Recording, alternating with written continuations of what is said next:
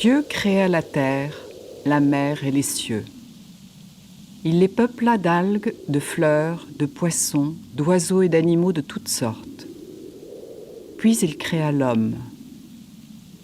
Dieu fit toutes les espèces séparément, sans lien de parenté. Dans l'Angleterre des années 1800, personne n'ose en douter. Personne, ou presque.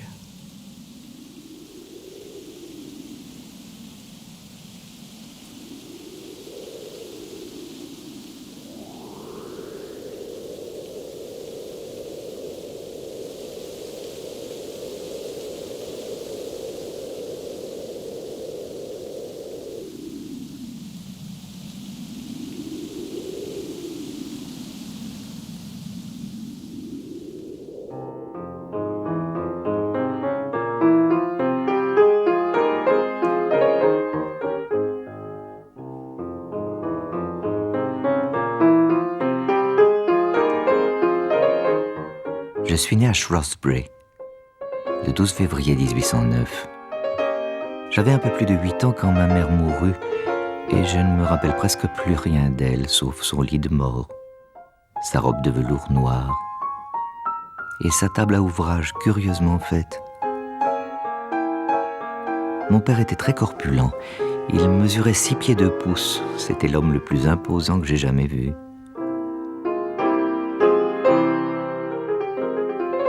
J'avais un frère et 4 sœurs. Nous vivions dans une grande maison située sur les hauteurs de Shrewsbury, au-dessus de la rivière Severn.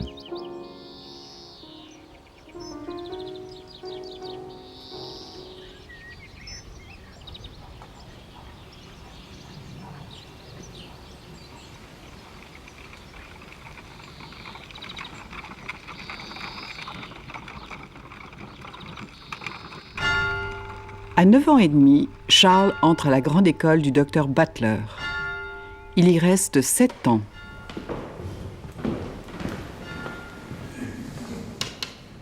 Rien ne pouvait être plus mauvais pour le développement de mon esprit que l'école du docteur Butler, car elle était strictement classique, rien d'autre n'y étant enseigné, excepté un peu d'histoire et de géographie ancienne.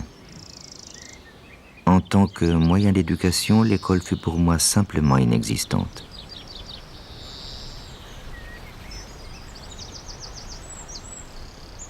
Mon goût pour l'histoire naturelle, et plus spécialement pour les collections, était déjà bien marqué.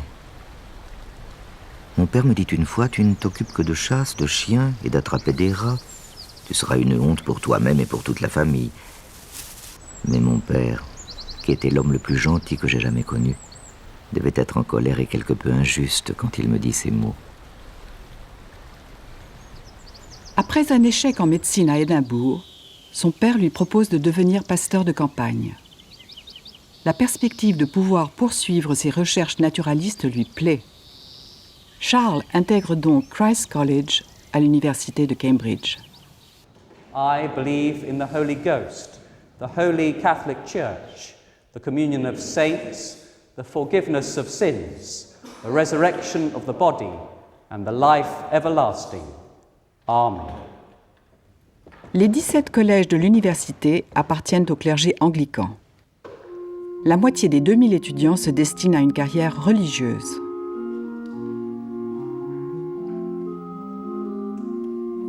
Je perdis complètement mon temps au cours des 3 années que je passais à Cambridge.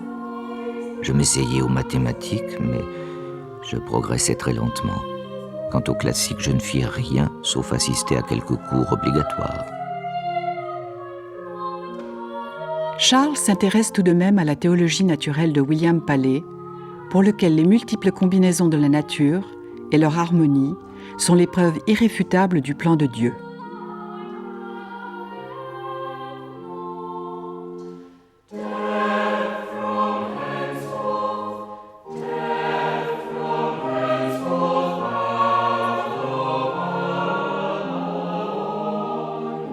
Ma plus ardente passion et mon plus grand plaisir était de collectionner les coléoptères. Figure 1, est-ce un cycrus? Je le déduis d'après Jean-Baptiste Lamarck. Figure 2, c'est un superbe capricorne, mais lequel?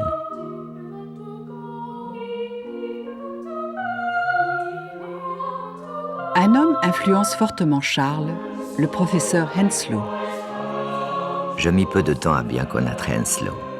Et durant la seconde moitié de mon séjour à Cambridge, je fis de longues promenades avec lui, de sorte que certains m'appelaient l'homme qui marche avec Henslow. J'assistais à ses conférences sur la botanique et les appréciais beaucoup pour leur clarté extrême et leurs admirables illustrations.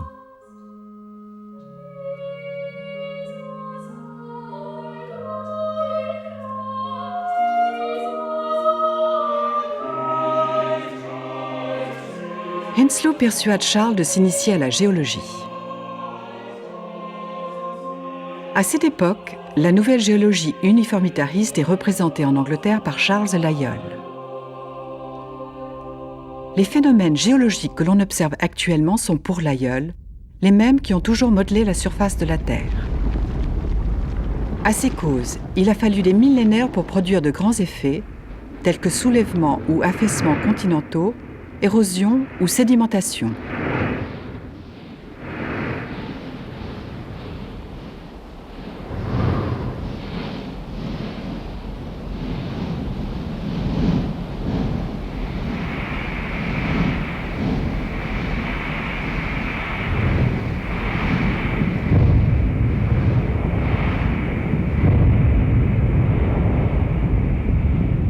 Lyell se heurte aux théologiens, pour qui la Terre n'existe que depuis 4000 ans, vision cohérente avec l'interprétation littérale de la Bible.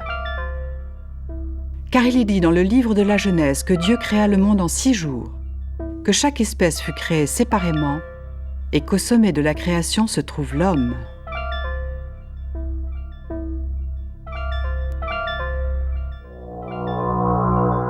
Lyell s'oppose au naturaliste français Georges Cuvier et au catastrophiste chrétien qui explique les changements terrestres par des cataclysmes universels. Après chaque catastrophe, de nouvelles espèces sont créées et se maintiennent à l'identique jusqu'à la catastrophe suivante. Cuvier est fixiste. Une fois créées, les espèces n'évoluent pas. L'un de ses collègues, Jean-Baptiste Lamarck, soutient que les espèces anciennes n'ont pas été détruites, mais transformées. À partir de sa classification des invertébrés actuels et fossiles, il suggère que les organismes se transforment pour s'adapter au milieu et que leurs modifications se transmettent par hérédité. C'est ainsi qu'après de nombreux siècles, de nouvelles espèces se forment. Lamarck est transformiste.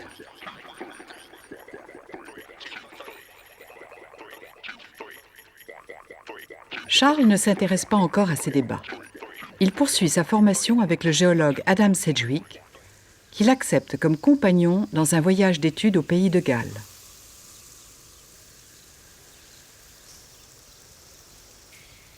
Ce voyage eut l'incontestable utilité de m'apprendre un peu comment établir la géologie d'une région.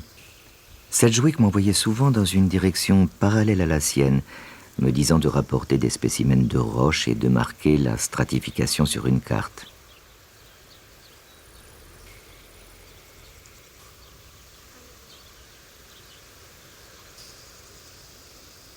Je rentrai à Shrewsbury, car à cette époque je me serais pris pour un fou de renoncer au premier jour de la chasse, fût-ce pour la géologie ou pour toute autre science. À son retour à Shrewsbury, Charles Darwin trouve une lettre de Henslow. Mon cher Darwin, George Peacock m'a demandé de lui recommander un naturaliste pour accompagner le capitaine Fitzroy, employé par le gouvernement au relevé de l'extrémité sud de l'Amérique. J'ai déclaré vous considérer comme la personne la plus qualifiée que je connaisse pour assumer convenablement cette situation. Je n'entends pas dire par là que vous soyez un naturaliste accompli, mais que vous êtes amplement qualifié pour recueillir, observer et noter tout ce qui mérite d'être noté en histoire naturelle. Après avoir convaincu son père, rencontré le capitaine Fitzroy, Darwin s'active pour rassembler le matériel de naturaliste et les livres nécessaires.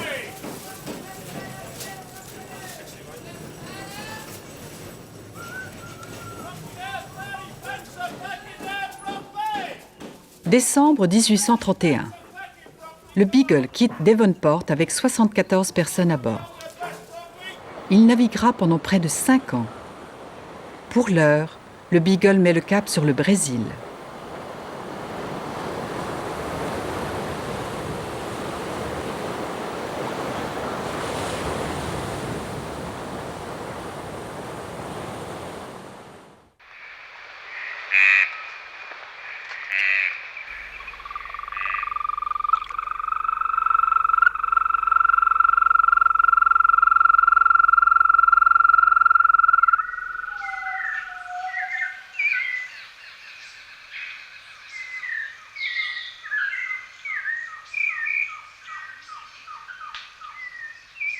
Émerveillé par la forêt brésilienne, Darwin multiplie les excursions à pied ou à cheval. Il découvre aussi les réalités de l'esclavage. Je crois que les esclaves sont plus heureux qu'ils ne s'attendaient eux-mêmes à l'être, mais je crains qu'il n'y ait de terribles exceptions. J'espère que viendra le jour où ils affirmeront leurs droits et oublieront de se venger du mal qu'on leur a fait.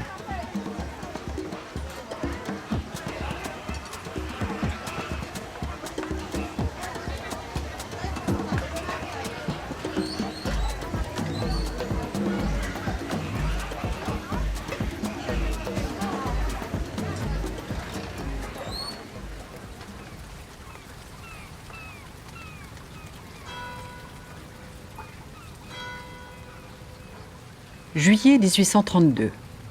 Le Beagle reprend la mer en direction de la Patagonie. Darwin retrouve ses quartiers, écrit tous les jours son journal, met progressivement au point sa méthode de travail. Il recueille, observe, décrit, nomme, répertorie ses spécimens. Il les conserve dans des boîtes ou des bocaux d'esprit de vin et les expédie régulièrement à Henslow.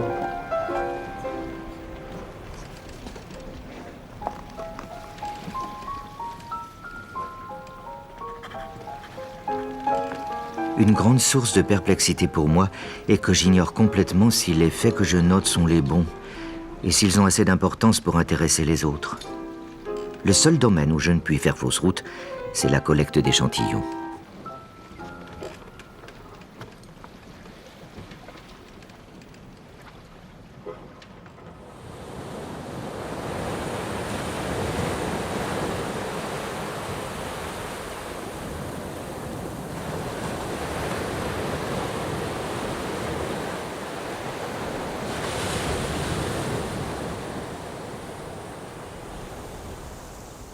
« 25 septembre. Pourquoi ces solitudes arides s'emparent-elles si fortement de la mémoire? Sans doute est-ce dû pour une part au libre champ donné à l'imagination.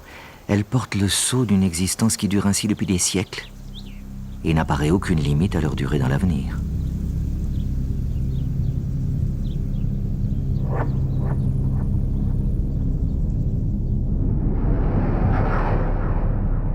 À Punta Alta, Darwin découvre de nombreux ossements fossiles.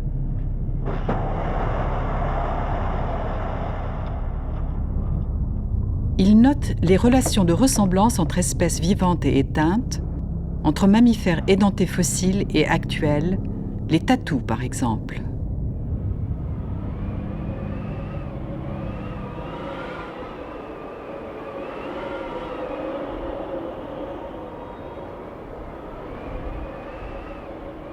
Sur la Terre de Feu, un groupe de Fuégiens observe l'arrivée du Beagle.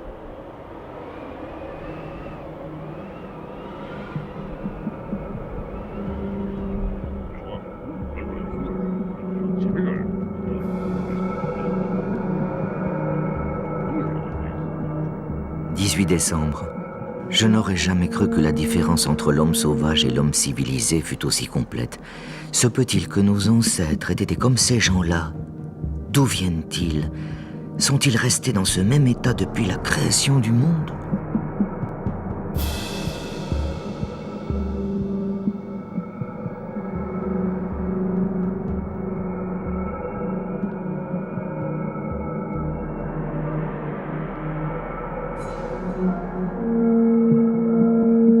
À bord du Beagle se trouvent 3 Fugiens. Conduits en Angleterre par le capitaine Fitzroy, ils ont été éduqués et présentés à la reine. Le Beagle les laisse à la Terre de Feu pour qu'ils transmettent aux leurs les bienfaits de la civilisation.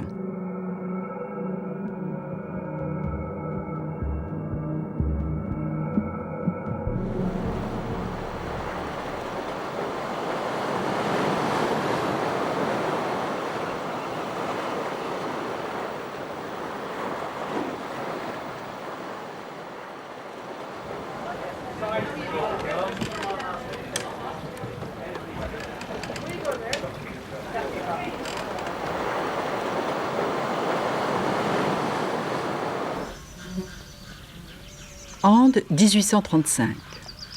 Darwin chemine vers Concepción.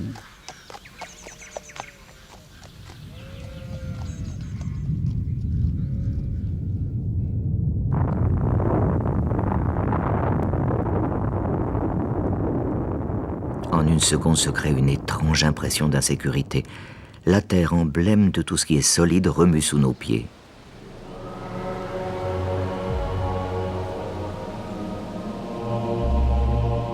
« 20 mars. À mesure que nous remontions la vallée, la végétation se faisait extrêmement rare.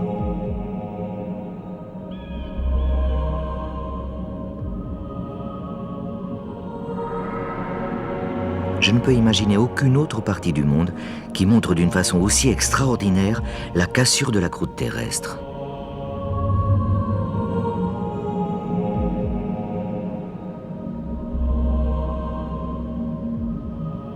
Les terrasses de galets déposées par l'océan, les coquillages retrouvés près des sommets, confirment pour Darwin l'élévation graduelle du continent sud-américain.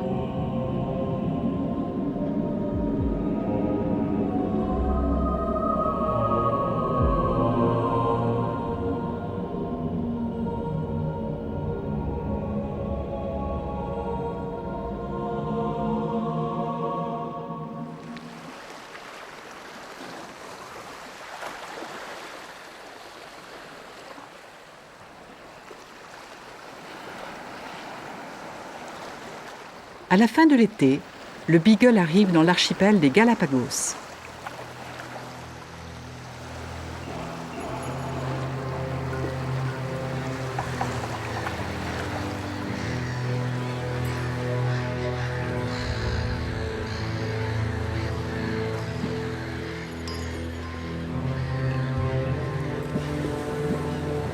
À Charles Island, je fis une récolte industrielle de tous les animaux, plantes, insectes et reptiles de cette île.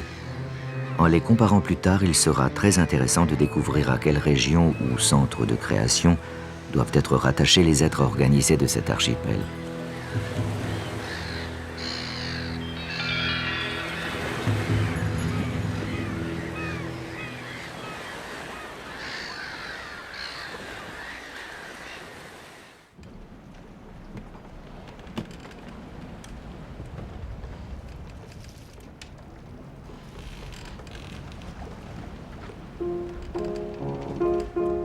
Sur le chemin du retour, en relisant ses notes, Darwin soupçonne que les variétés d'oiseaux des différentes îles ont une origine commune. Les premiers doutes l'habitent. Les espèces sont-elles vraiment stables? Sur la route du Beagle se trouvent Tahiti, la Nouvelle-Zélande, l'Australie, les îles Coco, le cap de Bonne-Espérance, Sainte-Hélène, Bahia. Le voyage du Beagle a été de loin l'événement le plus important de ma vie et a déterminé toute ma carrière. J'ai toujours eu le sentiment de devoir à ce voyage la première formation, la première éducation réelle de mon esprit.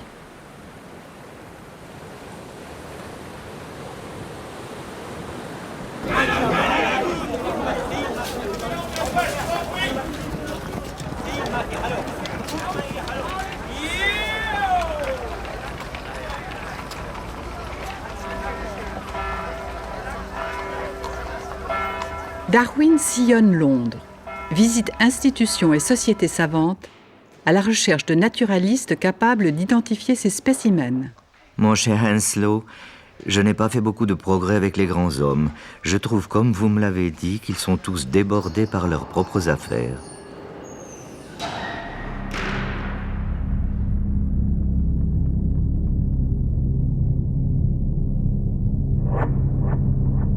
Darwin a 27 ans, mais Charles Lyell le reçoit comme un égal.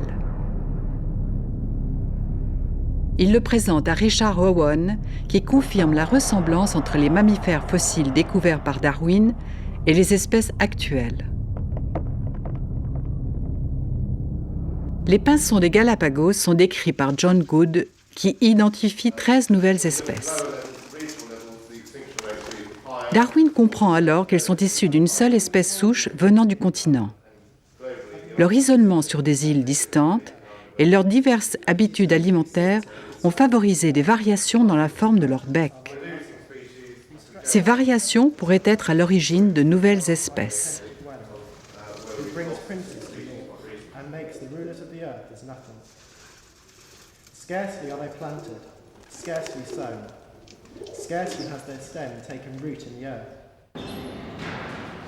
Il m'a paru qu'en recueillant tous les faits touchant la variation des animaux et des plantes à l'état domestique et naturel, on pourrait peut-être répandre quelques lumières sur l'ensemble du sujet. J'ouvris mon premier carnet de notes en juillet 1837.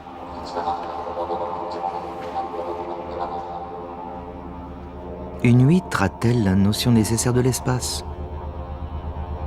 Chaque espèce change, peut-on parler de progrès?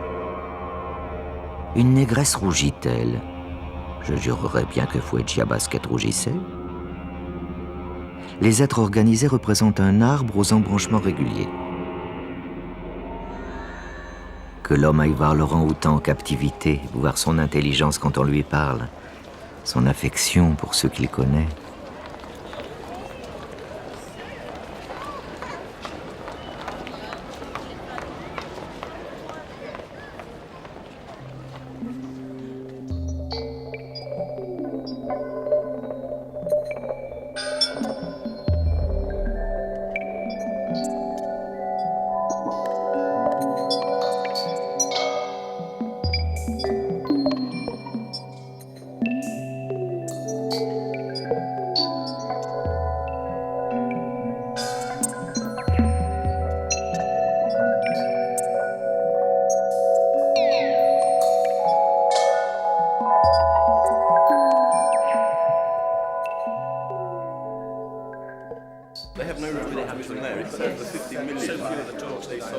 Darwin dîne régulièrement à l'Athénéum, où il rencontre l'élite intellectuelle. Il passe des heures sur les canapés du club à lire des ouvrages de la bibliothèque. Parmi ces lectures, l'essai sur le principe de population de Thomas Robert Malthus. Malthus explique que les hommes se multiplient beaucoup plus vite que n'augmentent les productions alimentaires. Puisqu'il se produit beaucoup plus d'individus qu'il n'en peut survivre, il faut qu'il y ait lutte. Seuls les plus aptes survivent.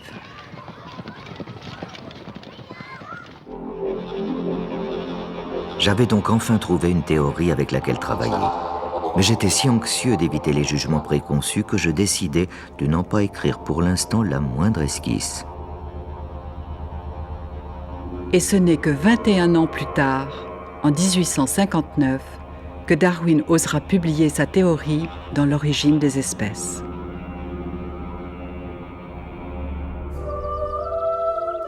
Se marier ou ne pas se marier?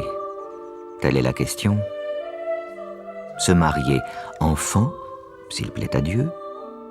Un objet à aimer avec lequel s'amuser. Mieux qu'un chien en tout cas.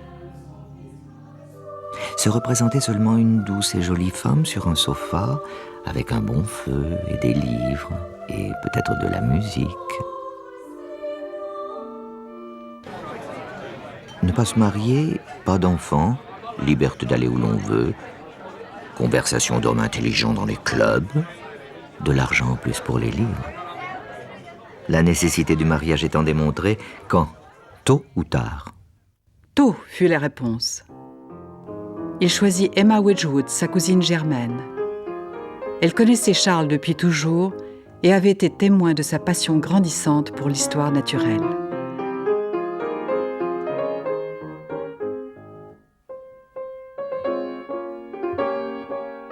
Emma et Charles se marient dans la chapelle de Mer.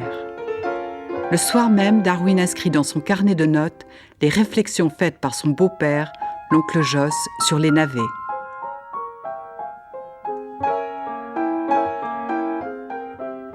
Quelques jours plus tard, il achète un piano pour Emma. Désormais, la vie familiale et la science seront profondément liées.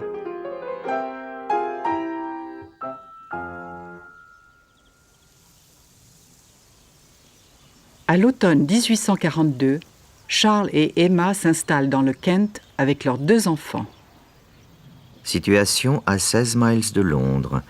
Village de 40 maisons, habitants très respectables. Maisons laides, ni vieilles ni neuves.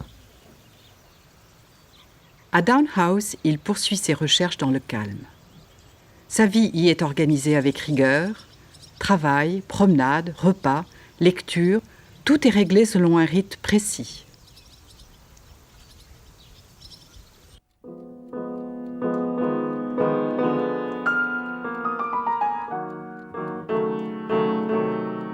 Son train de vie est confortable, sa femme dévouée. Charles et Emma font pour leurs enfants le choix d'une éducation libérale. Il les autorise à courir partout dans le jardin et la maison. Seul interdit, le bureau du père.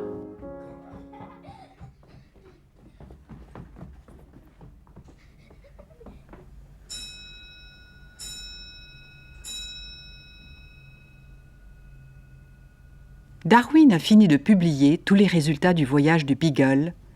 Il lui reste à décrire un cirripède trouvé au Chili. Il commence à le disséquer, ses particularités l'intriguent, il se procure ici et là d'autres spécimens.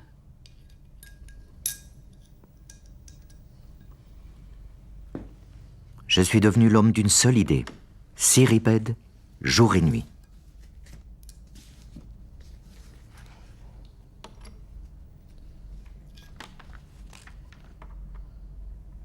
Ces crustacés étranges, leurs diverses transformations entre stades larvaires et adultes, accaparent Darwin pendant 8 ans. Sa monographie l'installe définitivement dans le milieu scientifique. La santé de Darwin est précaire. Pour se soigner, il se rend régulièrement à Malvern pour prendre les eaux. Traitements et promenades dans les collines produisent un effet bénéfique. Il y envoie sa fille Annie, lorsqu'elle tombe gravement malade. Ma chère Emma, Annie s'est endormie doucement à midi aujourd'hui. Notre pauvre, cher enfant a eu une vie très courte, mais je l'espère heureuse. 15 jours plus tard, Emma met au monde Horace, leur 9e enfant.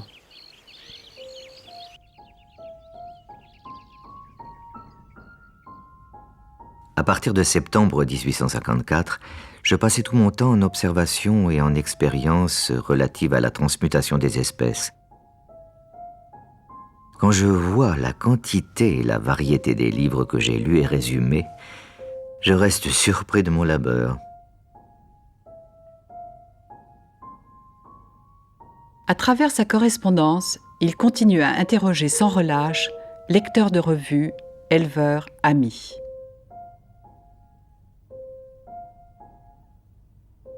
Parmi ses amis proches, il y a l'aïeul, mais aussi le bouillant Thomas Huxley et surtout Joseph Hooker, l'un des premiers auxquels il confie sa théorie.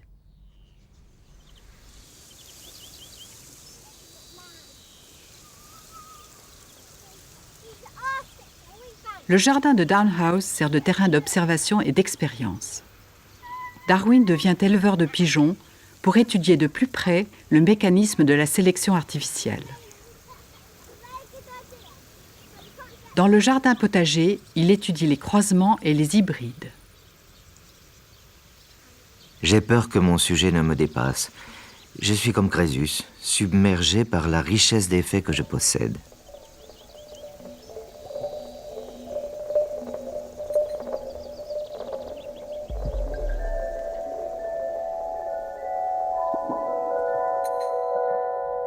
Dans son bureau, les carcasses s'accumulent.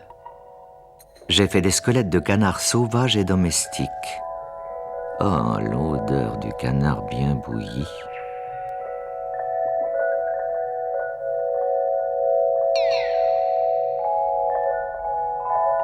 Un jeune naturaliste, Alfred Wallace, publie un article sur la formation de nouvelles espèces. Lyell et Hooker craignent que Darwin ne soit dépossédé et le poussent à publier sa théorie. Ils organisent la lecture d'une communication commune de textes de Wallace et Darwin au cours d'une réunion de la Linnean Society.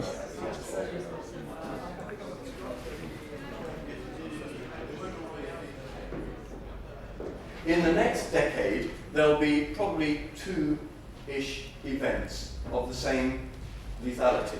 In the decade after that, there'll be about 4. And by the time you get to about 20... Darwin a 50 ans quand paraît en novembre 1859 L'origine des espèces.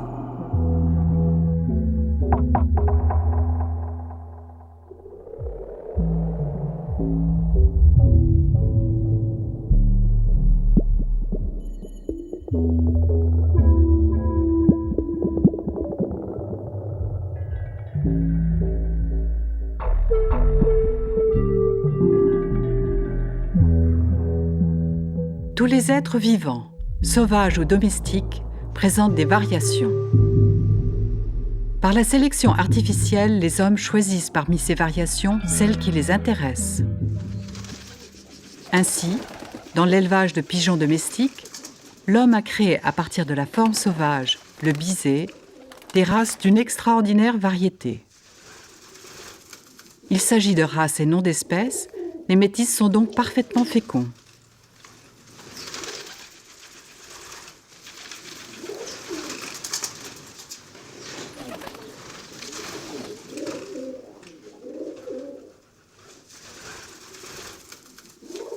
Dans la sélection artificielle, l'homme ne peut qu'accumuler les variations qui se présentent. Il choisit pour son propre avantage.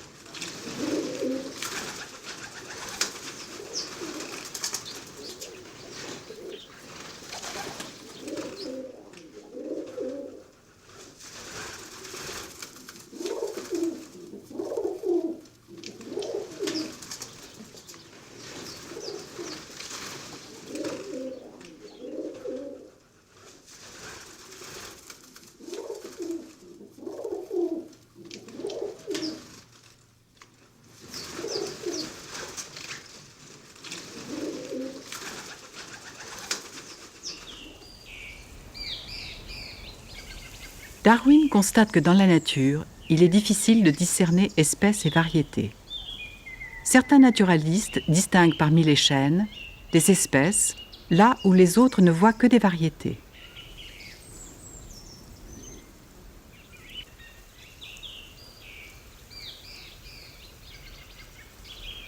Plus on découvre d'états intermédiaires, plus les limites de l'espèce s'évanouissent. Pour Darwin, les variétés, d'abord légères, puis plus prononcées, sont des espèces naissantes.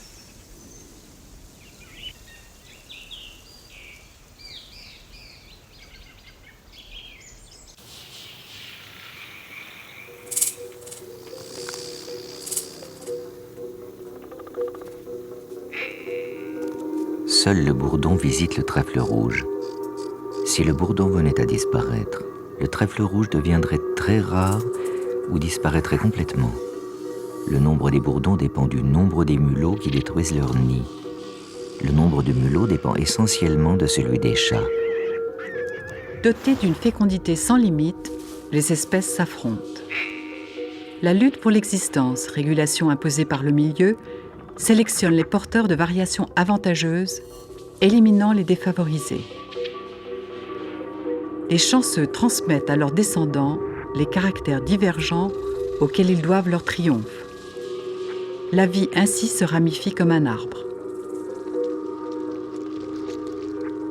Les branches mortes et brisées sont enfouies dans les couches de l'écorce terrestre, pendant que ces magnifiques ramifications, toujours vivantes et sans cesse renouvelées, en couvrent la surface.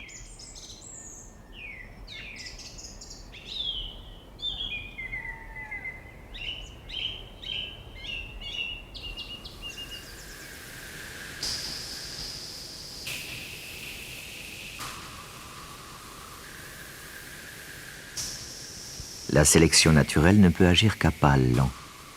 Elle conduit au perfectionnement de chaque créature. Elle s'empare de chaque amélioration avec une sûreté infaillible.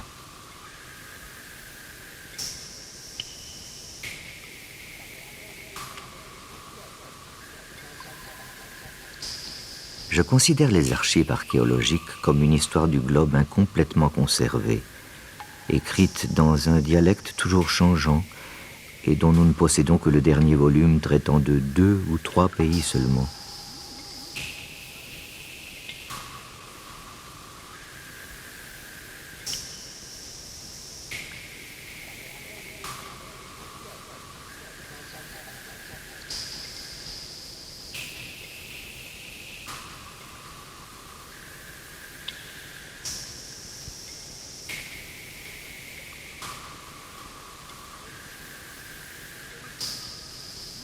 J'entrevois, dans un avenir éloigné, des routes ouvertes à des recherches encore plus importantes sur l'acquisition nécessairement graduelle de toutes les facultés et de toutes les aptitudes mentales, ce qui jettera une vive lumière sur l'origine de l'homme et sur son histoire.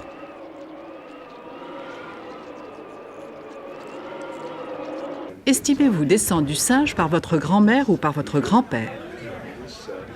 L'évêque d'Oxford, Samuel Wilberforce, s'adresse à Huxley. Il attaque durement la théorie darwinienne pendant la session annuelle de la British Association. Les esprits s'échauffent, une lady s'évanouit. Huxley et Hooker prennent vigoureusement la défense de Darwin sous les applaudissements d'une partie du public. La bataille d'Oxford entre la science et la religion restera historique. Mais elle se déroule sans Darwin, à nouveau en cure. Mon cher Hooker, j'admire votre courage. J'aurais préféré mourir plutôt que de répondre à l'évêque devant une telle assemblée.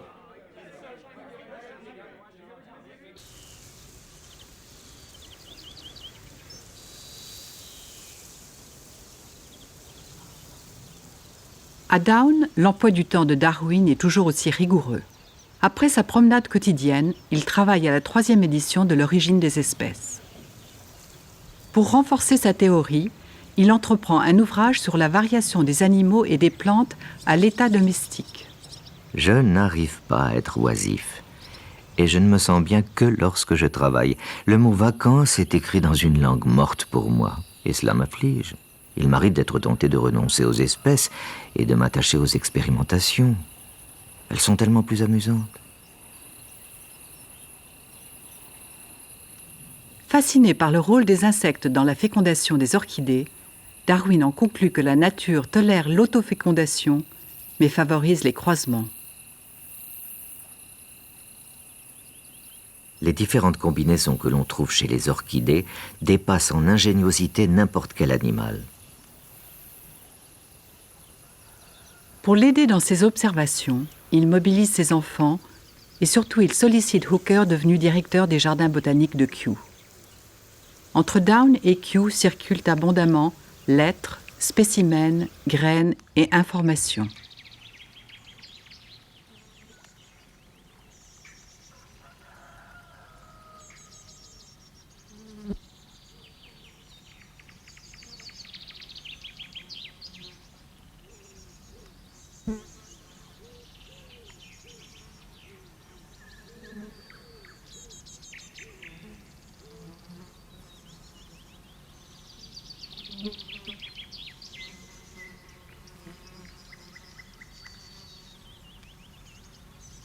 Deux autres types de plantes retiennent l'attention de Darwin. Les plantes insectivores et les plantes grimpantes. Il traite les plantes carnivores comme des êtres vivants. Il leur parle, les nourrit de restes de repas ou de substances chimiques. Il les chloroforme. Il constate les analogies entre règne animal et règne végétal. Les plantes respirent, ingèrent, digèrent, rejettent.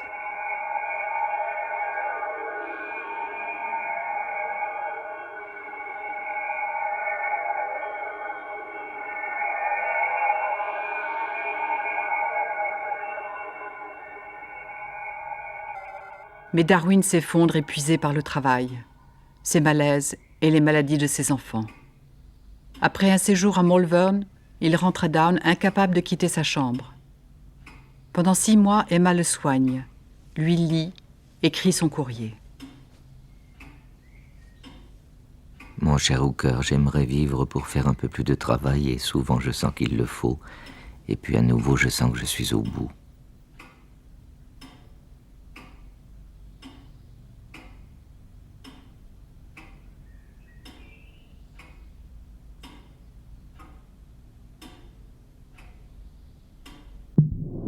Hourra, le livre des singes est arrivé. Je déclare n'avoir jamais rien lu d'aussi grandiose. C'est ainsi que Darwin accueille le livre que Huxley vient de publier. Huxley y confirme le lien entre l'homme et le singe. Darwin est d'autant plus enthousiaste que quelques semaines plus tôt, Lyell avait abordé le même sujet sans pouvoir se résoudre à attribuer à l'homme une origine animale.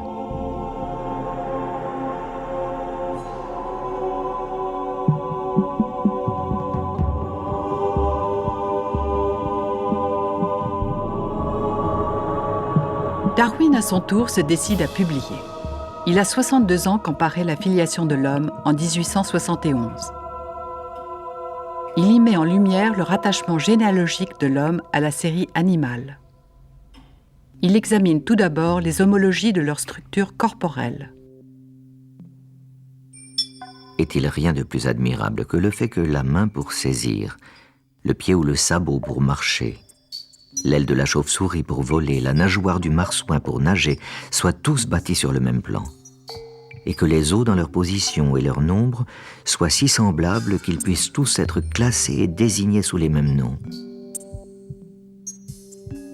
Nous voyons dans ce fait un lien profond d'union entre les êtres organiques des mêmes grandes classes, lien dont l'illustration constitue l'objet et le fondement du système naturel.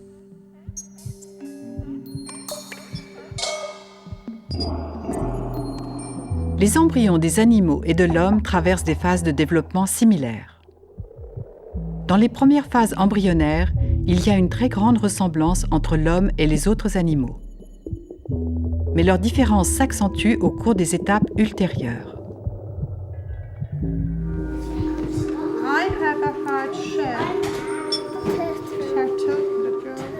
Darwin étudie ensuite les analogies entre les facultés mentales des hommes et des mammifères. La différence entre l'esprit de l'homme et celui des animaux supérieurs est certainement une différence de degré et non de nature.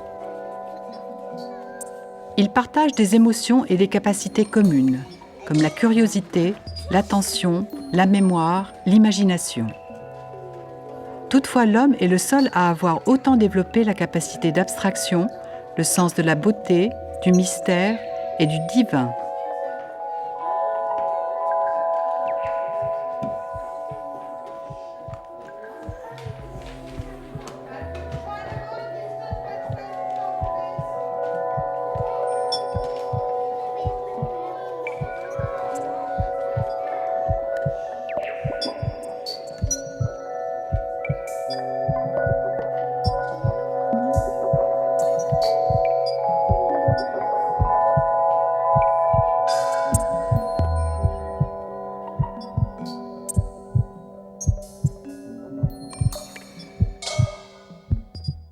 L'animal possède des instincts sociaux et, comme l'homme, prend plaisir à la compagnie de ses semblables. La sélection des instincts sociaux, et plus spécialement de l'instinct de sympathie, conduit l'homme à développer des sentiments moraux et altruistes. Combinés avec la rationalité, ces sentiments favorisent des comportements antisélectifs, comme l'aide aux plus faibles et aux plus déshérités. La civilisation permet ainsi de renverser l'action de la sélection naturelle. Nous ne saurions réfréner notre sympathie, même sous la pression d'une raison implacable, sans porter atteinte à la partie la plus noble de notre nature.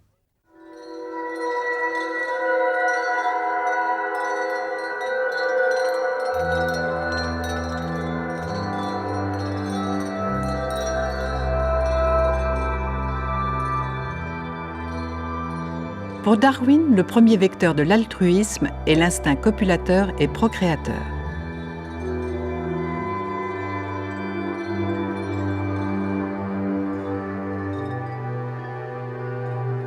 La sélection sexuelle donne à certains individus mâles un avantage sur les autres dans la compétition pour les femelles. Plus belle est la parure de noces de l'oiseau de paradis, plus grandes sont ses chances de séduire les femelles et donc de se reproduire. Mais plus grandes aussi ses chances d'être victime d'un prédateur. La sélection sexuelle est largement dominée par la sélection naturelle, qui tend vers la prospérité générale de l'espèce.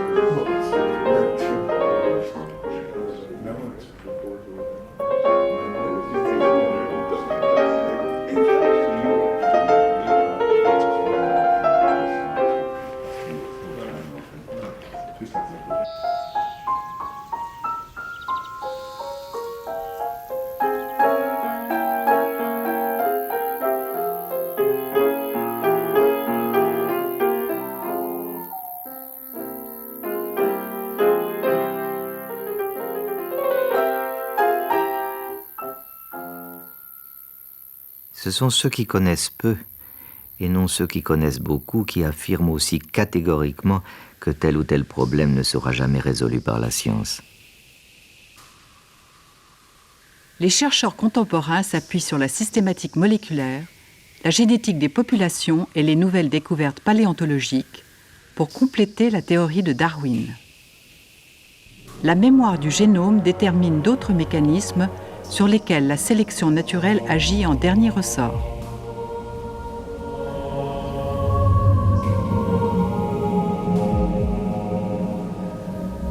La biologie permet de comprendre que la base physique des phénomènes héréditaires est constituée par les gènes.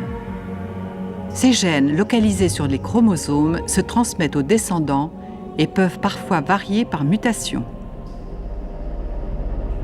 Comme l'avait pressenti Darwin, la procréation sexuelle est un facteur constant de renouvellement.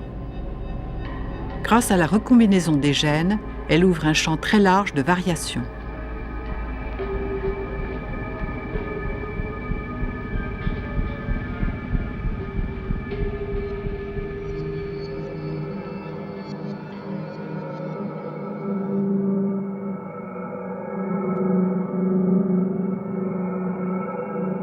Mais les questions que pose Darwin dépassent le cadre scientifique. Sommes-nous conscients de nos rapports de dépendance avec notre environnement? Des grands effets, dans l'avenir, de nos petites actions accumulées?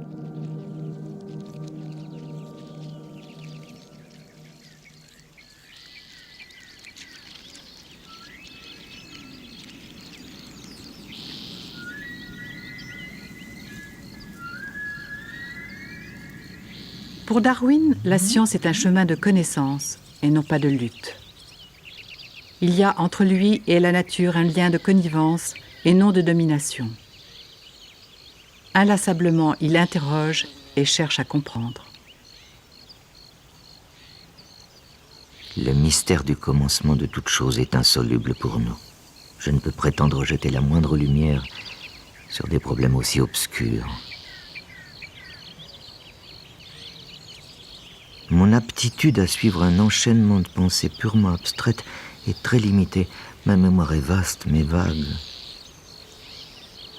Je me suis toujours efforcé de garder l'esprit libre, de façon à renoncer à une hypothèse, me fût-elle très chère, dès que les faits s'y trouvaient manifestement opposés.